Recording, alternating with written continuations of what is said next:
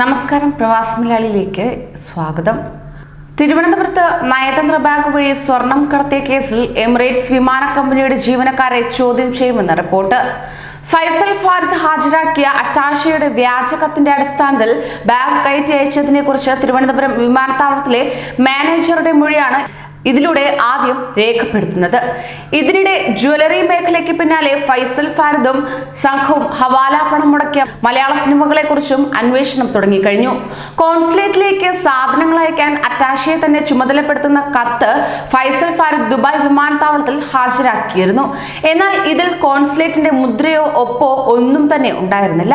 എന്നിട്ടും എന്തടിസ്ഥാനത്തിലാണ് bag അയച്ചതെന്നാണ് Emirates വിമാന company ജീവനക്കാരോട് കസ്റ്റംസിന്റെ ചോദ്യം എന്നത്. ഇതിന്റെ ആദ്യപടിയായി വിമാന കമ്പനിയുടെ തിരുവനന്തപുരത്തെ എയർപോർട്ട് മാനേജറുടെ മൊഴിയെടുക്കുന്നതായിരിക്കും. മൊഴിയുടെ അടിസ്ഥാനത്തിൽ തുടർ നടപടികൾ സ്വീകരിക്കാനാണ് തീരുമാനിച്ചിരിക്കുന്നത്. തിരുവനന്തപുരത്ത് സാധനങ്ങൾ ഏറ്റുവാങ്ങാൻ സരത് കൊണ്ടുവന്ന വേപ്പിലും അറ്റാഷയുടെ കത്തും ചട്ടപ്രകാരമുള്ളതല്ലെന്ന് അന്ന് തന്നെ കണ്ടെത്തിയിരുന്നു. ഈ സാഹചര്യത്തിൽ ജൂൺ 30 കടത്ത് പൂർണ്ണമായും വ്യാജരേഖകൾ ചമച്ചതായിരുന്നുവെന്നാണ് കണ്ടെത്തിയിരിക്കുന്നത്. അതോടൊപ്പം തന്നെ ജ്വല്ലറി മേഖലയ്ക്ക് പുറമെ കള്ളക്കടത്ത് റാക്കറ്റ് മലയാള സിനിമാ രംഗത്ത് പണം നിക്ഷേപിച്ചതിനെ കുറിച്ചും അന്വേഷണം തുടങ്ങിക്കഴിഞ്ഞു. ഫൈസൽ ഫാരിദും സംഘവും ഹവാല പണം ചെലവിട്ട് നിർമ്മിച്ച 4 സിനിമകളെ കുറിച്ച് വിവരവും ലഭിച്ചിട്ടുണ്ട്.